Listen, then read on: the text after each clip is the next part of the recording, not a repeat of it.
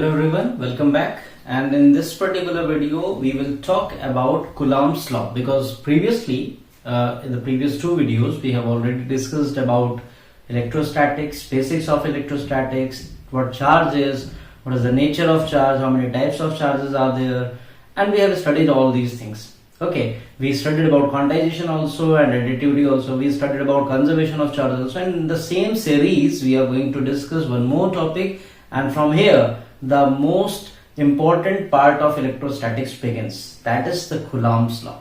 Okay, Coulomb's law is the most important topic when it comes to the electrostatics, and it is very important for you to go through Coulomb's law in detail, because wherever we are going to study about further topics, whatever topics are going to come in the upcoming classes, whenever we are going to discuss those topics, Coulomb law will form the foundation of all those topics. So it is extremely crucial, very important for you to समझते हैं कि क्या होता है Coulomb's law. लेकिन Coulomb law में जाने से पहले एक बार डिस्कस कर लेते हैं एक और लॉ जो आपने एक बार पढ़ा हुआ है क्लास 9th में और एक बार पढ़ा हुआ है क्लास 11th में, जो कि एक एनालॉगस फॉर्म, मैकेनिकल मॉडल में एनालॉगस फॉर्म कहा जाता है इसी Coulomb's law का. या इस पर एक बहुत पॉपुलर मीम भी है जो कि आपको स्क्रीन पर विजिबल होगा. तो ये बहुत इंपॉर्टेंट मीम है, ये बहुत पॉपुलर मीम है जो कि Coulomb लॉ और यूनिवर्सल लॉ ऑफ ग्रेविटेशन के बारे में कहा जाता है. ठीक है, तो अब आप समझ गए होंगे कि मैं किस लॉ की बात कर रहा था. मैं यूनिवर्सल लॉ ऑफ ग्रेविटेशन की बात कर रहा था. तो यूनिवर्सल लॉ ऑफ ग्रेविटेशन जब आपने पढ़ा था 9th क्लास में ग्रेविटेशन चैप्टर में और 11th में फिर आपने उसको पढ़ा, तो उसमें आपने क्या पढ़ा कि दो बॉडीज जो होती है वो अट्रैक्ट कर रही थी, एक अर्थ और एक कोई भी मासी बॉडी अगर होती है तो आपस में एक दूसरे को अट्रैक्ट करती हैं, और जो फोर्स लगता है उनके बीच में वो क्या होता है, वो डायरेक्टली प्रोपोर्शनल होता है product of there masses and inversely proportional होता है square of the distance between them. और जब हम इनको कंबाइन कर देते हैं दोनों इक्वेशंस को, तो we get Gm1m2 upon r square, यानी कि ये हमारा पूरा एक कंबाइंड एक्सप्रेशन होता है जो कि मास और distance between the two objects को रिलेट करता है. ठीक है, और यहां पर आपने जी की वैल्यू भी पढ़ी हुई है, कितनी होती है 6.67 इंटू 10 टू द पावर -11. ठीक है, इतना आपने पढ़ रखा है. इसी लॉ को, जैसा कि आपने अभी मीम में देखा कि इसी लॉ का एनालॉगस बना Coulomb लॉ. तो Coulomb लॉ है क्या, इसमें सबसे पहले इसकी बेसिक्स चीजें समझ लेते हैं जो कि बहुत जरूरी है. देखिए, Coulomb लॉ हर चार्ज पर नहीं लगता है. ठीक है, it is not applicable on all the charges, her charge पे नहीं लगता है. इसकी सबसे इंपॉर्टेंट चीज जो समझने वाली है वो ये है कि ये हमेशा लगता है पॉइंट चार्ज पर. किस पर लगता है ये हमेशा लगता है पॉइंट चार्ज पर. अब पॉइंट चार्ज क्या होते हैं ना, पॉइंट चार्ज क्या होते हैं. देखिए, पॉइंट चार्ज वो चार्ज है जो बहुत ही छोटे होते हैं. ठीक है, ऑलमोस्ट फिक्शियस आप कह सकते हैं, almost fictitious in the sense कि बहुत छोटे होते हैं, तो ना के बराबर लगभग होगा, बहुत छोटे, पॉइंट के बराबर. अब अगर प्रिसाइजली अगर हम बात करते हैं कि पॉइंट चार्ज क्या है, तो प्रिसाइजली मैं कहूं तो पॉइंट चार्ज वो चार्ज है जो कि फैले हुए ना हो, डिस्क्रीट नेचर में ना हो, जो कि इतने छोटे हों कि वो बहुत ही कम एरिया में चार्ज किए जा सकते हैं. मतलब उनका एग्जिस्टेंस जो है वो बहुत कम एरिया में है, ऑलमोस्ट ना के बराबर. ऐसे चार्ज क्या कहलाते हैं, पॉइंट चार्ज कहलाते हैं. तो जब भी हम पॉइंट चार्ज की बात करते हैं, इसीलिए आप देखोगे जब भी आप कोई भी बुक उठा करके देखोगे जिसमें इलेक्ट्रोस्टैटिक्स वगैरह आप देखोगे, तो पॉइंट चार्ज हमेशा एक स्फीयर से दिखाया जाता है आपको. ठीक है, क्यों, क्योंकि एक पॉइंट अगर आप बनाते हैं, एक डॉट बनाते हैं, तो 2D में वो एक सर्कल और 3D में आपको एक लगभग छोटा सा स्फीयर जैसा दिखाई देता है. ठीक है, तो वही यहां पर सबसे इंपॉर्टेंट पॉइंट है कि Coulomb's लॉ किस पर एप्लीकेबल होता है. Coulomb लॉ हमेशा पॉइंट चार्जेस पर एप्लीकेबल होता है. ठीक है, तो अब समझ लेते हैं कि Coulomb's लॉ है क्या. तो देखिए, हमारे पास दो पॉइंट चार्ज है, एक ये हमारे पास पॉइंट चार्ज है. ठीक है, इसको सर्कुलर बना लेते हैं. ये हमारे पास पॉइंट चार्ज हो गया और एक हमारे पास पॉइंट चार्ज हो गया ये. ठीक है, ये पॉइंट चार्ज जो हमारा है, लेट्स से इसका मैग्नीट्यूड कितना है, Q1 है, और ये जो पॉइंट चार्ज है, लेट्स से इसका मैग्नीट्यूड कितना है, Q2 है. ठीक है, हमने पढ़ा हुआ था ना, जैसे ऐसे ही अब थोड़ा सा आप अपना बैक ऑफ द माइंड में इसको रिवाइंड करते चलिए कि आपने जो न्यूटन लॉ पढ़ा था, यूनिवर्सल लॉ ऑफ ग्रेविटेशन वाला जो पढ़ा था, या न्यूटन्स लॉ ऑफ ग्रेविटेशन जो पढ़ा था, उसमें हमने यहाँ पे ऐसे ही दो सर्कल बनाए थे और क्या लिया था, M1 M2 लिया था, मासेस लिए थे. यहाँ पे क्या हो जाता है, चार्ज हो जाता है. ये मैंने आपको फर्स्ट वीडियो में भी बताया था कि जो काम मैकेनिकल मॉडल में मास कर रहा होता है वही काम इलेक्ट्रिकल मॉडल में कौन करता है, चार्ज करता है. ये बात मैंने आपको फर्स्ट वीडियो में बताई थी जब हम लोग चार्ज का इंट्रोडक्शन पढ़ रहे थे। ठीक है, अब यहाँ पे क्या हो गया, यहाँ पे हमने दो चार्जेस ले लिए। ऑब्वियस सी बात है, जब कूलम्ब्स लॉ पॉइंट चार्ज पर एप्लीकेबल होते हैं, चार्जेस कैसे होंगे, पॉइंट चार्ज होंगे, यानी बहुत छोटे होंगे। ठीक है, तो हम अलग अलग बीम को ले सकते हैं, मतलब अलग अलग इन सेंस, जैसे दोनों पॉजिटिव ले सकते हैं, दोनों नेगेटिव ले सकते हैं, तब तो सेम होगा। लेकिन ऐसा नहीं है कि दोनों पॉजिटिव या दोनों नेगेटिव ही लेने, सेम टाइप के लेने, नहीं, आप फ्री हैं, आप चाहें तो प्लस माइनस भी ले सकते हैं, माइनस प्लस भी ले सकते हैं। ठीक है, पहला चार्ज पॉजिटिव दूसरा नेगेटिव, या पहला नेगेटिव दूसरा पॉजिटिव भी आप ले सकते हैं। लेकिन एक यहाँ पे मेजर डिफरेंस क्या आ जाएगा कि आपने पढ़ रखा है ना, क्योंकि लाइक चार्जेस क्या करते हैं, रिपेल करते हैं, और अनलाइक क्या करते हैं, अट्रैक्ट करते हैं। तो जब आप दोनों पॉजिटिव चार्ज लेंगे तो दोनों रिपेल करेंगे, जब आप दोनों नेगेटिव लेंगे तो भी रिपेल करेंगे, जब आप एक पॉजिटिव एक नेगेटिव लेंगे तब ये अट्रैक्ट करते हैं। ठीक है, ये आपको ध्यान रखना है। क्यों, ये मैं क्यों बता रहा हूं आपको, क्योंकि अभी जब इसको हम लोग वेक्टर फॉर्म में डिस्कस करेंगे तो वहां पे इस चीज की बहुत इंपॉर्टेंस पड़ेगी हमको। ठीक है, तो ये दो चार्जेस हमने ले लिए Q1 Q2, और हम मान लेते हैं कि ये दोनों क्या है, ये दोनों एक पर्टिकुलर डिस्टेंस से सेपरेटेड है। ठीक है, ये दोनों आपस में सेपरेटेड है, कितने डिस्टेंस है, लेट्स से ये r डिस्टेंस से सेपरेटेड है, इनके बीच की दूरी कितनी है, r है। ठीक है, अब ये वाला चार्ज भी हमने क्या किया, पॉजिटिव ले लिया, ये चार्ज भी हमने पॉजिटिव ले लिया। जस्ट फॉर इंस्टेंस, मैंने अभी कहा कि कोई भी ले सकते हैं, तो अभी हमने क्या लिया, just for the sake of convenience अभी हमने पॉजिटिव ले लिया। पॉजिटिव पॉजिटिव होगा, दोनों के बीच में क्या होगा, रिपल्शन होगा, और जब रिपल्शन होगा तो देखिए क्या होगा, रिपल्शन होगा तो ये चार्ज Q1 वाला Q2 की वजह से क्या होगा, दूर भागने की कोशिश करेगा, तो ये कहां जाएगा, ये इधर की तरफ भागेगा ना। और Q2 चार्ज क्या होगा, Q2 चार्ज Q1 की वजह से भागने की कोशिश करेगा, तो ये इधर की तरफ भाग के चला जाएगा। ठीक है, तो यानी कि इस चार्ज पे जो इसकी मूवमेंट इधर की तरफ हुई है, क्यों हुई है, हम लोग पढ़ते थे ना कि ये ब्लॉक हम लोग रखते थे, देखो जैसे यहाँ पे मैं बना देता हूं आपको, कि ये एक ब्लॉक रखते थे, यहाँ पे फोर्स F लगाते थे, तो ये ब्लॉक इधर की तरफ शिफ्ट कर जाता था। तो ये चार्ज अगर इधर की तरफ भागने की कोशिश कर रहा है, यानी कि फोर्स इधर से आ रही है ना, और इधर से फोर्स कौन लगा रहा होगा, इधर से फोर्स ये सेकंड चार्ज लगा रहा होगा। ठीक है, तो इस वाले पे, ये वाला जो आपका है F1 वाला, इस पे फोर्स कितनी लग रही है, इस पे फोर्स आपकी लग रही है F(F)(1) ड्यू टू 2। ठीक है, F(1) ड्यू टू 2, ये इसको आप F12 नहीं पढ़ेंगे, ये शायद ग्रीन से ना दिख रहा हो तो मैं इसको और डार्क कर देता हूं ताकि आपको दिखाई दे। इसको आप लिखेंगे F12 जो लिखते हैं, इसको 12 मत पढ़िएगा या 12 मत पढ़िएगा, इसका मतलब होता है फोर्स ऑन 1 ड्यू टू 2। ये आपका पहला चार्ज, ये आपका दूसरा चार्ज, दूसरे की वजह से, अगर ये ना होता तो क्या ये मूव करता, इस पे कोई फोर्स लगता, नहीं लगता, तो इसकी वजह से इस पर जो फोर्स लगा, जिसकी वजह से डिस्प्लेसमेंट, इसकी मूवमेंट किधर हुई, इस तरफ हुई, तो ये कौन सा हो गया, F12 हो गया। सिमिलरली जब हम ये कह रहे हैं कि F12 है यहाँ पे, तो यहाँ पर भी तो क्या होगा, F21 होगा ना, क्योंकि ये भी तो इधर की तरफ मूव कर रहा है, किसकी वजह से कर रहा है, ये भी अकेला सॉलिटरी होता तो ना करता, लेकिन क्योंकि यहाँ पर एक चार्ज है तो उसकी वजह से ये वाला भी उधर भागने की कोशिश करेगा, तो इस पे कितना फोर्स लगेगा, इस पे लगेगा F(2) ड्यू टू 1। ठीक है, अच्छा अब देखिए मैग्नीट्यूड वाइज दोनों फोर्सेस क्या होंगे, इक्वल होंगे, मैग्नीट्यूड वाइज दोनों फोर्सेस इक्वल होंगे, it's like a tug of war. ठीक है, टग ऑफ वॉर की तरीके है, दोनों फोर्सेस मैग्नीट्यूड वाइज क्या होते हैं, इक्वल होते हैं। तो हम क्या लिख सकते हैं, we can write F12 will be equal to F21, लेकिन क्योंकि आपको पता है फोर्स कैसी क्वांटिटी है, वेक्टर क्वांटिटी है। ठीक है, फोर्स कैसी क्वांटिटी, वेक्टर क्वांटिटी है, तो हम यहाँ पे वेक्टर लगा देंगे। लेकिन अभी तक ये जो इक्वल का साइन है वो केवल मैग्नीट्यूड रिप्रेजेंट कर रहा था, उसमें हमने डायरेक्शन की कहीं बात नहीं की थी। लेकिन अगर आप देखें तो F12 इस तरफ जा रहा है, F21 इस तरफ जा रहा है, तो दोनों अपोजिट डायरेक्शन में जा रहा है। ये बोर्ड से इस तरफ जा रहा है राइट हैंड साइड की तरफ, और ये बोर्ड से इस तरफ जा रहा है लेफ्ट हैंड साइड की तरफ, तो दोनों का डायरेक्शन कैसा है, अपोजिट है। तो हम क्या करेंगे, F12 is equals to F21, force on 1 due to 2 will be equal to force on 2 due to 1 only in terms of magnitude, but in terms of direction what will be there, they will be opposite in nature। तो हम क्या करते हैं, हम एक negative sign लगा देते हैं ये। ठीक है, अब ये जो पूरा फॉर्मूला बना है ये क्या रिप्रेजेंट करता है, this represents the vector form of Coulomb's law. ठीक है, अभी कूलम्ब लॉ की बात नहीं की, ये वेक्टर फॉर्म है, अभी हम लोग कूलम्ब लॉ पे डिस्कस कर रहे हैं, ये क्या है आपका वेक्टर फॉर्म है। ठीक है, ये बात समझ में आ गई, ये बात क्लियर हो गई, दो चार्ज। अब देखिए इस पे आप कहोगे कि सर ये तो प्लस प्लस थे, माइनस माइनस में भी ये चीज होगी। ठीक है, लेकिन अगर हम प्लस और माइनस लेते हैं तो फिर कैसे केस होगा वो भी समझ लेते हैं जल्दी से। हमने एक चार्ज ये लिया, ये कैसा आपका, ये प्लस क्यू है, फिर हमने एक चार्ज ये लिया, ये आपका कैसा माइनस क्यू है, और इनके बीच में डिस्टेंस कितनी, लेट्स से ये डिस्टेंस r है। अब देखिए दोनों क्या करेंगे, अट्रैक्ट करने की कोशिश करेंगे, तो अट्रैक्शन किस तरीके से होगा, प्लस वाला कोशिश करेगा कि मैं जल्दी से भाग के कहां पहुंच जाऊं, इस वाले के पास पहुंच जाऊं, माइनस वाले के पास, ठीक है। और माइनस वाला क्या कोशिश करेगा कि मैं भाग के जल्दी से क्या करूं, इसके पास पहुंच जाऊं। अब देखिए अभी तक दोनों क्या हो रहे थे, अपोजिट जा रहे थे, दूर जा रहे थे, क्योंकि कैसा नेचर था, सेम नेचर था। अब अपोजिट नेचर हो गया तो अब दोनों पास आ रहे हैं। लेकिन अगर डायरेक्शन वाइज देखें तो अभी भी तो दोनों अपोजिट है ना।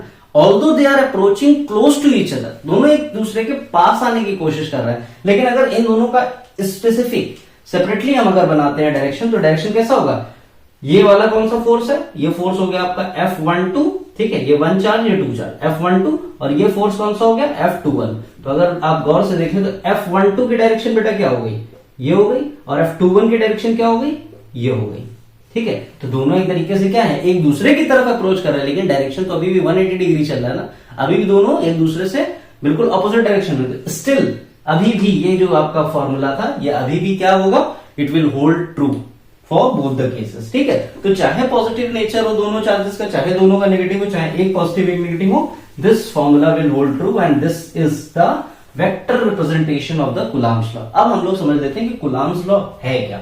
तो देखिए अभी मैंने बताया 2 पॉइंट चार्जेस हैं, एक ये पॉइंट चार्ज Q1 और एक ये पॉइंट चार्ज Q2, ठीक है। एक ये पॉइंट चार्ज Q1 और एक ये पॉइंट चार्ज Q2, और एक लाइन है जो कि क्या कर रही है, इन दोनों को कनेक्ट कर रही है, ठीक है। कितने डिस्टेंस पे ये दोनों चार्ज रखे हैं, r डिस्टेंस पे रखे हैं। तो अब जो कुछ आपने पढ़ा था ना, पूरे एनालॉजी न्यूटन लॉ वाली उठा करके यहां पे एप्लीकेबल कर दीजिए। तो क्या होता है कि force between 2 charges will be directly proportional to force between 2 charges directly proportional to किसके, एक तो आपका हो गया था वहां पे क्या था M1 M2, अब यहां पर M1 तो है नहीं, तो यहां पे क्या हो जाएगा Q1 Q2। तो force is directly proportional to Q1 Q2, इसको मार्क कर दीजिए इक्वेशन नंबर 1, ठीक है। इसी तरीके से दोनों का बीच का डिस्टेंस कितना है r, और वहां पर क्या होता था inversely proportional to square of the distance between them. तो यहां पर भी वही चीज हो जाएगी, inversely proportional to square of the distance between them. Let's say this is the equation number 2. Now when we combine these two equations, what will happen? When we combine these two, F is proportional to Q1 Q2 upon R square, ठीक है। Proportionality हटेगी, equality आएगी, साथ में क्या आएगा, constant आएगा। तो अब हमें क्या मिलेगा, now we will get F is equals to K Q1 Q2 upon R square, ठीक है। This is the formula for Coulomb's law. F is equals to K Q1 Q2 upon R square, where K is a constant and its value is 1 upon 4 pi epsilon naught।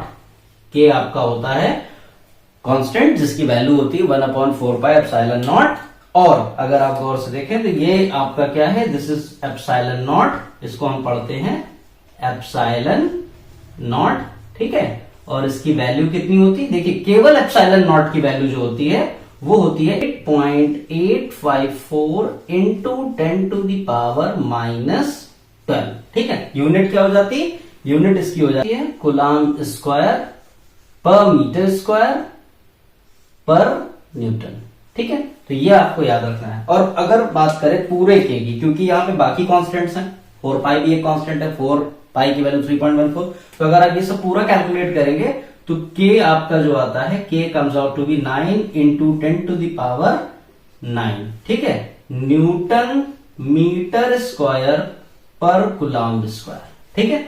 ये आपको याद रखना है, ये आपका constant होता है। अब ये एप्सिलॉन नॉट क्या होता है, के क्या होता है, इसको और डिटेल में हम लोग समझेंगे। क्यों, क्योंकि ये मीडियम डिपेंडेंट है, ये अलग अलग मीडियम होता है। यहाँ पे एप्सिलॉन नॉट लिखा है ना, तो ये किसके लिए, ये फ्री स्पेस या वैक्यूम के लिए है। अब यहाँ पर अगर हम एप्सिलॉन एम लिख देंगे तो मीडियम टू मीडियम वेरी करता है। जैसे एयर के लिए तो ये दे रखा है, एयर या वैक्यूम के लिए ये ले सकते हैं। लेकिन अगर मान लीजिए यही चार्ज की दो असेंबली, जो 2 charges separated by r distance है, इनको उठा के हम वाटर में रख दें, इनको उठा के हम टर्पेंटाइन ऑयल में रख दें, इनको उठा करके हम लेट्स से जेल में रख दें, जेलेटिन में रख दें, तो उसमें अलग हो जाता है। यानी कि हम कह सकते हैं कि यहाँ पे इन 2 चार्जेस के बीच में जो ये फोर्स लग रहा है, ये किस पे डिपेंड करता है, ये मीडियम पे डिपेंड करता है, ठीक है। और इसको हम लोग बोलते क्या है, एप्सिलॉन नॉट को, इसको एप्सिलॉन नॉट बोलते हैं, रीड करते हैं मतलब प्रोनाउंस करते हैं एप्सिलॉन नॉट, और इसको एक्चुअल में बोलते हैं क्या, this is known as absolute permittivity, इसको हम कहते हैं एब्सोल्यूट परमिटिविटी, ठीक है।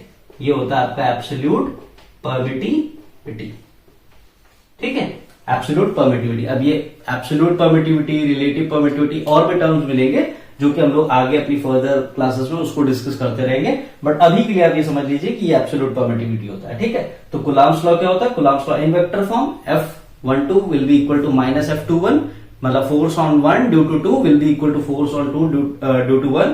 Magnitude wise they will be equal, but when we are dealing in vector form, obviously we need to consider the direction also. That is why we put a negative sign. तो negative sign क्या दिखा रहा होता है? Negative sign direction show कर रहा होता है। उसके बाद अगर कूलम्ब्स लॉ की बात करते हैं तो अगेन फोर्स जो लगता है इन दो चार्जेस के बीच में वो कैसा होगा? Directly proportional to the product of their charges, inversely proportional to the square of the distance between them. और अगर इनको आप कंबाइन कर देते हो तो आपको फॉर्मूला ये मिलता है, प्रोपोर्शनलिटी हटती, कांस्टेंट क्या आ जाता है? के आपका क्या होता है? के को हम कहते हैं एप्सिलॉन, सॉरी के क्या होता है? 1/4 का एप्सिलॉन नॉट। के is the constant of proportionality. इसकी वैल्यू कितनी होती है? 9 × 10⁹ और फॉर्मूला वाइज 1/4 का एप्सिलॉन नॉट। एप्सिलॉन नॉट क्या है? एप्सिलॉन नॉट आपका एब्सोल्यूट परमिटिविटी कहलाता है, जिसकी वैल्यू होती है 8.854 × 10⁻⁻10। ठीक है, बाकी यूनिट्स लिखी हुई है। ये आपका है कूलम्ब्स लॉ। अब कूलम्ब्स लॉ में दो बातें बहुत ध्यान रखने वाली हैं, बहुत ज्यादा इंपॉर्टेंट हैं। पहली चीज जो कूलम्ब लॉ के बारे में कही जाती है वो ये है कि जो भी फोर्स लग रहा होता है दो चार्जेस के बीच में, वो कैसा होता है? वो सेंट्रल फोर्स होता है। ठीक है, इसको हम लोग कहते हैं कि central force acting between the two charges is central force in nature. Central force in nature, उसका नेचर कैसा होता है? उसका नेचर सेंट्रल फोर्स होता है। सेंट्रल फोर्स क्यों कह रहा हूं? सेंट्रल फोर्स कहने का मतलब है कि जो भी फोर्स काम कर रहा होगा वो line joining the centre of two charges के अलोंग वर्क करेगा, जो उसके अलोंग एक्ट करेगा। ठीक है, जैसे कि अगर मैं दो चार्जेस ले लूं, ये मान लीजिए मेरे 2 पॉइंट चार्जेस हैं, तो इसका सेंटर ये, इसका सेंटर ये, तो line joining the centre of the charges, इसके अलोंग ही F लगेगा, चाहे वो F12 हो चाहे वो F21 हो। ठीक है, वो हमेशा इसके अलोंग ही लगेगा। इसका मतलब ये नहीं है कि आप कुछ भी ऐसा कर लें। आप ऐसे नहीं कर सकते कि आप इन दो चार्जेस को ज्वाइन करते हुए इस तरीके से कनेक्ट करें, ठीक है, या इनको इस तरीके से कनेक्ट करें, या इनको इस तरीके से कनेक्ट करें। नहीं, ये सारे गलत हो जाएंगे। It should be line joining the centre of these two charges. इन दो चार्जेस के बीच का जो सेंटर है इनका, उससे कनेक्ट करती हुई लाइन होनी चाहिए। सेंट्रल फोर्स कहने का मतलब यही होता है कि फोर्स जो होता है वो उसी लाइन के अलोंग एक्ट करता है जो सेंटर को कनेक्ट करती है। ठीक है, दूसरी जो सबसे इंपॉर्टेंट बात है कूलम्ब्स लॉ की, वो है कि कूलम्ब लॉ का जो फॉर्मूला आता है वो आपका मीडियम डिपेंडेंट है। यानी कि जो फोर्स लग रही है वो कैसी होगी? वो मीडियम डिपेंडेंट होगी। जो अभी मैंने आपको बताया कि अगर यही पूरी असेंबली दो चार्जेस की लेकर के हम ऑयल में रख दें या जेल में रख दें या किसी और मटेरियल में रख दें, तो फिर क्या हो जाता है? तो फिर उसकी वैल्यू चेंज होने लगती है, फोर्स की वैल्यू चेंज होने लगती है। अब ज्यादा होगी कम होगी, ये हम जब नेक्स्ट लेक्चर हम लोग पढ़ेंगे ना रिलेटिव परमिटिविटी का, उसमें मैं आपको और डिटेल में बताऊंगा। लेकिन अभी के लिए आप ये समझ लीजिए कि वो मीडियम डिपेंडेंट होती है, तो फोर्स की वैल्यू चेंज होती है। अब अगर इन्हीं बातों को हम कंपेयर करें ग्रेविटेशनल लॉ के साथ, जो यूनिवर्सल लॉ ऑफ ग्रेविटेशन था, अगर उसके साथ हम लोग कंपेयर करें तो आप क्या देखते हैं? आपको यहाँ पे ऑब्जर्व ये होगा कि सबसे पहली चीज, जब यूनिवर्सल लॉ ऑफ ग्रेविटेशन आप पढ़ रहे थे तो वो हमेशा अट्रैक्टिव इन नेचर है ना, वो हमेशा अट्रैक्टिव इन नेचर है। अर्थ हमेशा हर ऑब्जेक्ट को क्या कर रही है? अपनी तरफ पुल करने की कोशिश कर रही है। लेकिन यहां पर आप देख रहे हैं कि depending upon the nature of charge, attraction force भी है और रिपल्शन फोर्स भी है। अगर दो चार्जेस डिफरेंट नेचर के हैं तो कैसा हो रहा है? तो उनके बीच में अट्रैक्शन फोर्स लग रहा है। और अगर दो चार्जेस सेम नेचर के तो उनके बीच में रिपल्शन फोर्स लग रहा है। तो अगर हम इसको ग्रेविटेशन से कंपेयर करें तो सिमिलैरिटी और डिसिमिलैरिटी दोनों हम लोग बात कर लेते हैं। एक तरफ लिख लेते हैं सिमिलैरिटी विद ग्रेविटेशन लॉ, ठीक है, और एक तरफ बात कर लेते हैं डिसिमिलैरिटी की। ये होगी सिमिलैरिटी, ये होगी डिसिमिलैरिटी। बहुत जल्दी समझ लेते हैं, ठीक है। डिसिमिलैरिटी, ठीक है। देखो सिमिलैरिटी क्या है? सिमिलैरिटी ये है कि दोनों ही सेंट्रल फोर्सेस हैं, वो भी सेंटर के अलोंग ज्वाइन करती है और ये भी सेंटर के अलोंग ही वर्क करती है, ठीक है। यानी कि दोनों ही, जो भी वहां पे दो मासी बॉडीज लेते हैं तो उनका भी जो लाइन होगी वो कैसी होगी? It should be connecting the centre of the two bodies, ठीक है। बॉडी का सेंटर लेकर के ही वो लाइन कनेक्ट करती है। यहां पर भी क्या है? चार्जेस का सेंटर। तो एक तो बात ये होगी कि ये दोनों कैसे होते हैं? सेंट्रल फोर्सेस होते हैं, ठीक है।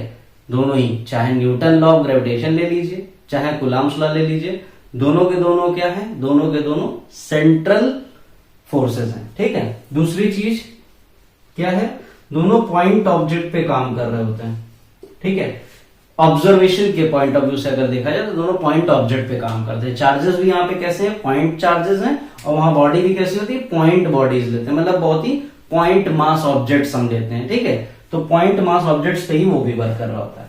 अब डिसिमिलरिटी की अगर बात करें तो ये जो आपका ग्रेविटेशन वाला है वो हमेशा कैसा होता है, वो हमेशा अट्रैक्टिव इन नेचर होता है, वो हमेशा अट्रैक्ट ही करेगा। कोई भी बॉडी गिरेगी तो नीचे ही गिरेगी, ठीक है, वो अट्रैक्टिव इन नेचर होता है। जबकि चार्ज, कुलॉम लॉ में चार्ज के नेचर की वजह से वो अट्रैक्टिव भी हो सकता है और रिपल्सिव भी हो सकता है, ठीक है। और दूसरा जो डिसिमिलरिटी पॉइंट है वो क्या है कि मीडियम, ठीक है। कुलॉम लॉ मीडियम डिपेंडेंट है, जबकि यूनिवर्सल लॉ ऑफ ग्रेविटेशन वाला जो लॉ आपने पढ़ा है, जो यूनिवर्सल लॉ ऑफ ग्रेविटेशन है या न्यूटन लॉ ऑफ ग्रेविटेशन है, वो आपका मीडियम इंडिपेंडेंट है, वो मीडियम पे डिपेंड नहीं करता है, वो हमेशा मीडियम इंडिपेंडेंट रहता है। तो ये दो डिसिमिलरिटीज और ये दो सिमिलरिटीज हैं जो आपको बहुत अच्छे से पता होनी चाहिए, ठीक है। ये आपका हो गया कूलॉम्स लॉ।